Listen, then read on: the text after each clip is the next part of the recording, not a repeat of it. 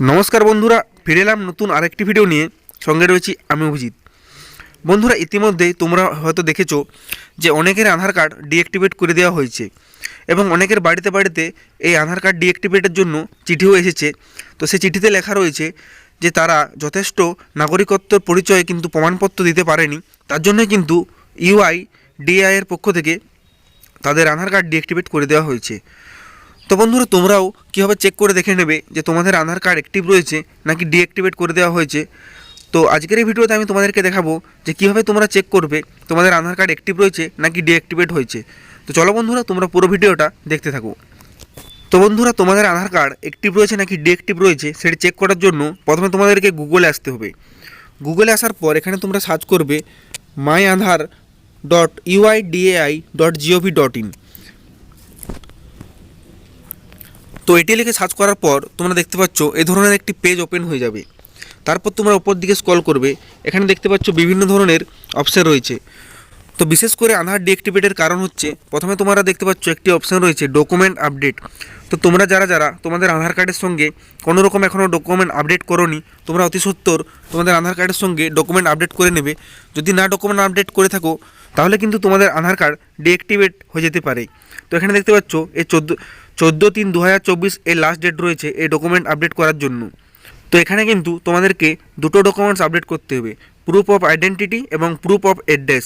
তো এই দুটো ডকুমেন্টস তোমরা এখান থেকে আপডেট করে নেবে, তাহলে কিন্তু তোমাদের এই ডিঅ্যাক্টিভেট হওয়ার চান্স কিন্তু কমে যাবে।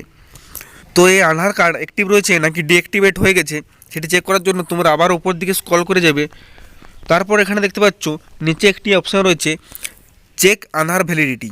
তো তোমরা এখানে ক্লিক করবে। এখানে ক্লিক করার সাথে সাথেই তোমরা দেখতে পাচ্ছ এ ধরনের আরেকটি পেজ চলে এসেছে। এখানে তোমাদেরকে এন্টার আধার নাম্বার। তো তোমরা এখানে যে আধার নাম্বারটা অ্যাক্টিভ রয়েছে নাকি ডিঅ্যাক্টিভ হয়ে গেছে সেটি চেক করার জন্য তোমাদেরকে এখানে সেই আধার নাম্বারটা কিন্তু এখানে লিখতে হবে। তারপর নিচে দেখতে পাচ্ছ একটি ক্যাপচা রয়েছে, সেই ক্যাপচাটিকে এখানে ফিল আপ করতে হবে। তো আমি এখানে আমার আধার নাম্বারটা দিয়ে চেক করে দেখব যে এটা অ্যাক্টিভ রয়েছে নাকি ডিঅ্যাক্টিভ হয়েছে।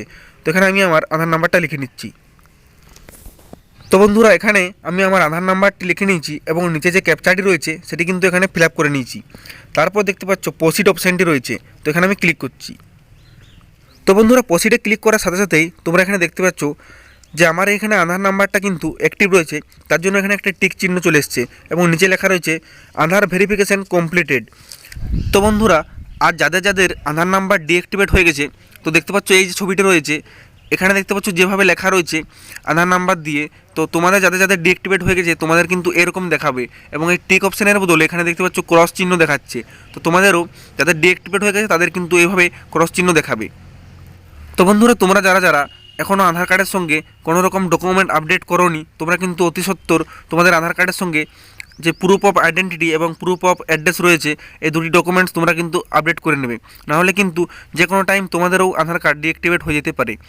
তো বন্ধুরা, আশা করি বুঝতে পারলে যে কীভাবে তোমরা তোমাদের আধার কার্ডের নাম্বার দিয়ে চেক করে দেখে নেবে যে তোমাদের আধার কার্ড অ্যাক্টিভ রয়েছে নাকি ডিঅ্যাক্টিভ রয়েছে।